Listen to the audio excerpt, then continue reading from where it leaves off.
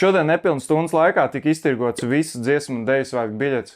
Un, protams, kur ir nauda un liels pieprasījums, tur parādās arī krāpnieki. Šodien jau esmu saņēmis ziņojums par vairākiem apkrāptiem cilvēkiem. Kā strādā šīs krāpšanas? Krāpnieks ieliek sludinājumu, ka viņš pārdod biļetes uz dziesmu un deju svētkiem. Kāds viņam uzraksta, ka viņš labprāt nopirktu, saņem pretī kontus, kur jāpārskaita nauda. Cilvēks pārskaita naudu un krāpnieks pazūd.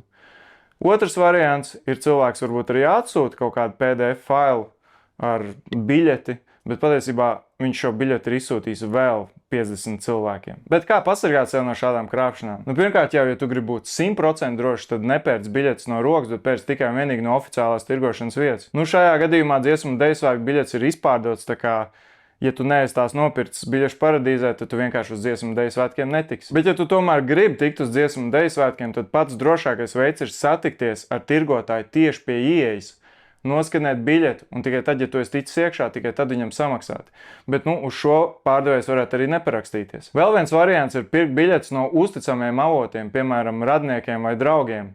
Bet ja gadījumā tev nav neviens tuvs cilvēks, kurš ir iegādājies un kuram ir liekas biļetes, tad tev nekas cits neatliek kā pirkt no svešiniekiem. Bet kā pasargāt sev no tā, ka šis svešinieks tev neapkrāps? Pirmkārt jau pārliecinies, ka viņam šī biļete tiešām ir.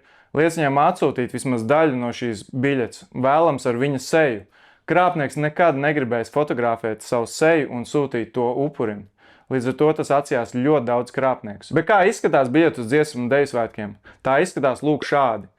Šī ir īsta biļete, taču QR kods tajā nestrādās, tā kā var nemēģināt ar šo biļeti tikt iekšā dziesmu un deju svētkos. Es pats šodien sazvanījos ar biļešu paradīzi, un mēs nonācām pie secinājuma, ka diemžēl nav nekāda droša veida, kā varētu pārdot biļeti citam cilvēkam. Tāpēc tev jābūt uzmanīgam, jāpievērš uzmanību dažādām niansēm, piemēram, tam, kā cilvēks komunicē ar tevi, to, cik daudz informācijas viņš ir gatavs par sevi iedot, un kopumā es ceru, ka tu kaut ko iemācījies.